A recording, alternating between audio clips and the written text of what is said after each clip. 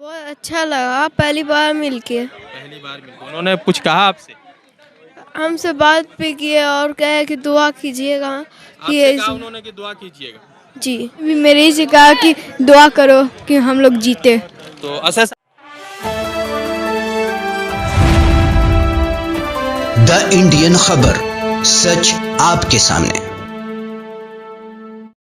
उम्र है आपकी? 10 साल है। कौन सी क्लास में आप पढ़ते हैं? थर्ड।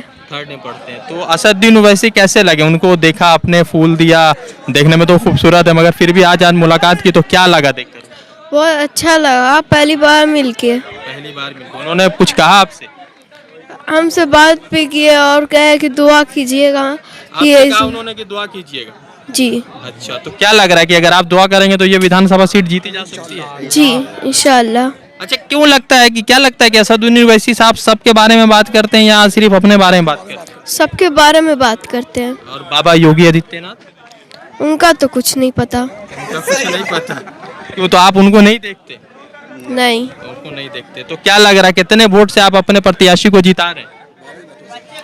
हम बच्चे हैं तो क्या पता। क्या करें? क्या क्या नाम है आपका? आपने फूल दिए थे? जी। अच्छा, खड़े हो जाइए। क्या क्या नाम है आपका? अयान आलम। अयान, इधर से घूम जाइए, इधर इस तरफ से कीजिए। तो अयान, असद साहब को फूल दिए तो क्या बात हुई असद साहब? उन्होंने भी मेरे ही से कहा कि दुआ करो कि हम लोग जीते।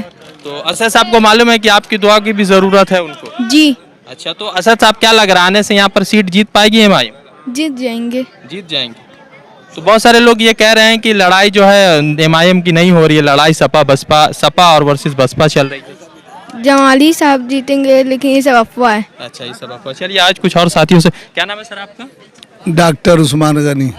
उस्मान साहब, भीड़ तो बहुत हेवी लगा दी है और इस भीड़ का असर ये रहा कि गोरखपुर में जो है बाबा का जो है सभा खाली रहा आज। तो क्या लग रहा है कि जमाली साहब जो जीते हुए प्रत्याशी को एमआईएम ने अपना प्रत्याशी बनाया है, तो कितने वोट से जीत रहे और क्यों जिताएंगे जनता?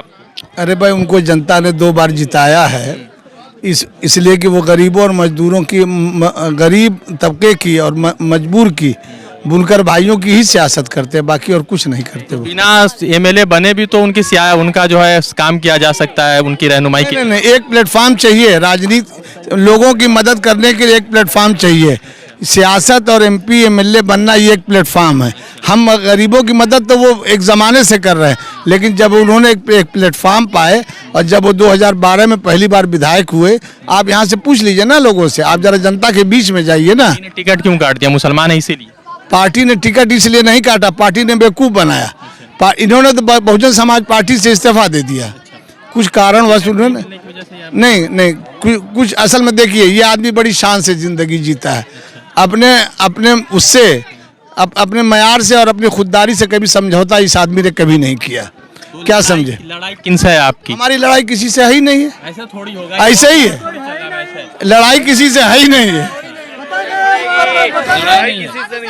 लड़ाई किसी से है ही नहीं है होती सर। तो असद साहब इतना जबरदस्त ठीक भाई, असद साहब हमारे कौमी सदर हैं। लड़ाई का मतलब ये कोई ना कोई सेकंड थर्ड तो रहेगा ही रहेगा, लेकिन जब नेट टू नेट फाइट होती है, बिल्कुल नेक फाइट होती है, तब लड़ाई कहते हैं। यहाँ तो एक तरफा जीत है। क्यों आपकी भीड़ आज क्या बता रही है? नहीं, ठीक है, आपकी भीड़ ठीक है, बहुत अच्छा भीड़ है आज के असद साहब को। भीड़ नहीं है, ये वोट है, मोहब्बत है, ये वोट है, मोहब्बत है। लोग कह रहे हैं कि असद साहब को सुनने तो लोग बहुत आते हैं मगर वोट नहीं करता है। जो असद साहब को सुनने आएगा वो वोट जरूर करेगा। ये रिकॉर्ड है। नहीं, आपने पूरा भाषण सुना? कहीं रिलीजियस का नाम आया उसमें? अल्लाह अकबर असद साहब ने लगाया? नारे तकबीर लगाया पीछे। किसने? जनता कुछ भी कहे तो वो असद साहब ने, वो वसी साहब ने लगाया नारे तकबीर? तो आप गलत बात क्यों कर रहे हैं? उन्होंने कहा ना नारे तकबीर, तो पीछे से आवाज आई अल्लाह। किसने कहा नारे तकबीर? जय भीम जय मीम। जय भीम जय मीम। जय भीम जय मीम कहा। कर्नाटक वाली लड़की का तस्करा भी तो चला ना। कर्नाटक वाली लड़की का, भाई कर्नाटक वाली लड़की ने ऐसा काम किया है, अखिलेश यादव ने जो उस पर बयान दिया तो बोलना पड़ेगा ना। चलिए, बाबा का 5 वर्ष कैसा रहा? बाबा का 5 वर्ष जो है खाली जो है एक मिनट भाई, एक मिनट भाई, 5 वर्ष उनका जो है हर चौराहे पे आपको खुले सांड मिल जाएंगे। यही उनका सबसे बड़ा कारनामा रहा। तो आपको डर नहीं लग रहा है कि 11 को मान लीजिए कि आपका बहुत ज्यादा सीट आने के चांसेस नहीं लग रहा है, मगर फिर भी मुबारकपुर महत्वपूर्ण है, नगीना महत्वपूर्ण है। देखिए हमारी अगर दो तीन सीटें जीत कर भी हम असेंबली में पहुंच जाए तो 403 पे हम भारी रहेंगे, ये जान लीजिए। नहीं, कुश्ती नहीं चलती है, बात कुश्ती की नहीं होती, पार्लियामेंट में कुश्ती चलती है। 540 एमएलए में 540 141 3 जो है जो पाकिस्तान नहीं रिजर्व कैटेगरी से नहीं है, जो पाकिस्तान जो पाकिस्तान के अंडर में कश्मीर है उसकी सीटें गिनी जाती हैं कि 543 एक्चुअली 3 सीट उधर है, 540 जो है सांसद रहते हैं। 540 सांसदों में क्या ग्राफ है असद साहब का उत्तर प्रदेश के चुनाव में? क्या यहाँ से आवाज निकलेगी MIM की? बिल्कुल निकलेगी। आप भीड़ देख के क्या लगता है आवाज नहीं निकलेगी? आप बताओ। नौजवानों का ज्यादा भीड़ है, मगर जो बुजुर्ग है उनका। देखिए ऐसा, मेरी बात सुनिए, किसी चीज को नापने का एक पैमाना होता है, लिक्विड के लिए लीटर है और हैवी चीज के लिए किलो है। और इसी तरह किसी मुल्क की किसी पार्टी की तरक्की देखना हो तो नौजवानों से ही नापा जाता है। जीत रहे हैं आप जी एकदम एक तरफा जीत रहे हैं। धन्यवाद। हमारे साथ एक और भाई है, क्या नाम है आपका? ये इनसे लीजा देते। क्या नाम है सर आपका? जी आदिल एहसान आजमी। आदिल साहब, तो भीड़ तो आज बहुत रही, मैं देख भी रहा हूँ कि मैंने इतना सारा कवर किया असद साहब का, तो यहाँ पर मुझे सबसे ज्यादा भीड़ देखने को मिली। तो ये भीड़ वोट में कन्वर्ट हो रही है? ये भीड़ तो वोट में कन्वर्ट हो गई। यहाँ अब सबसे बड़ा मसला ये है, हम तो जीत रहे हैं, यहाँ बाकी लोग सेकंड थर्ड फोर्थ के लिए लड़ाई कर रहे हैं कि कौन सेकंड आएगा, कौन थर्ड आएगा, कौन फोर्थ आएगा। फर्स्ट पे तो हम आ ही गए हैं। MIM ने तो यहाँ जीते प्रत्याशी पर दाव खेला। नहीं, दाव नहीं खेला भाई, पार्टी के साथ हैं। दुनिया के लोग पार्टी बदलते हैं, किसी वजह से हमने BSP को छोड़ दिया, हम इस पे आए हैं।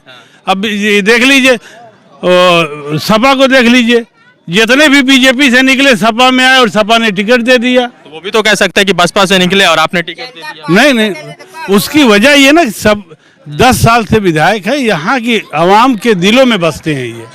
तो कितना वोट से जिता रहे? कम से कम 20,000 वोट से। धन्यवाद, बहुत शुक्रिया।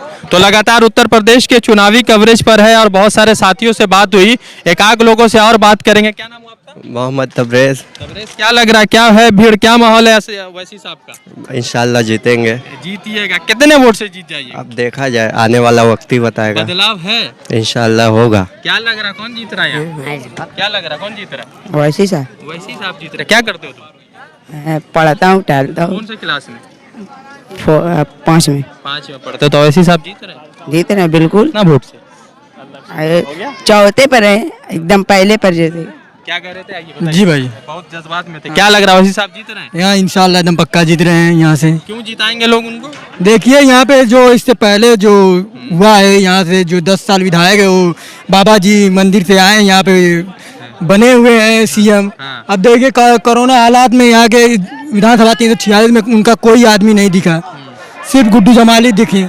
और जो उन्होंने इस पूरे कस्बे में जो उन्होंने अपने अंदर अपने जेब से पैसा खर्चा किया और लोगों की मदद की, इसलिए उनको प्यारी जनता दे रही है। तो लगातार उत्तर प्रदेश के चुनावी कवरेज पर बहुत सारे साथियों से बात हुई, दोस्तों से बात हुई। अब सवाल महत्वपूर्ण ये है कि कुछ ऐसी विधानसभा सीटें हैं जहां पर असदुद्दीन ओवैसी बहुत मजबूती के साथ इलेक्शन लड़ रहा है, और जिसमें एक नगीना विधानसभा तो दूसरा मुबारकपुर विधानसभा। लोगों के मन में ये सवाल चल रहा है कि ये फाइट जो है तिकोनीय हो चुकी है, 4 लोगों के बीच में है, चौकोनीय है। असद साहब ने जिस तरह के जबरदस्त भाषण से आज का ये प्रोग्राम को खत्म किया, तो इतना जरूर है कि यहाँ पे लड़ाई है। और उत्तर प्रदेश विधानसभा में सबसे अमीर प्रत्याशी इस बार MIM के प्रत्याशी है गुड्डू जमाली। तो गुड्डू साहब कितना अपना जमाल बिखेर पाएंगे और कितना वोट उनको मिलेगा, ये जनता बताएगी। वैसे यहाँ पर 7वें चरण में 7 मार्च को चुनाव है और लोग अपना मतदान करेंगे। रजा अंसारी की रिपोर्ट, द इंडियन खबर के लिए। द इंडियन खबर, सच आपके सामने।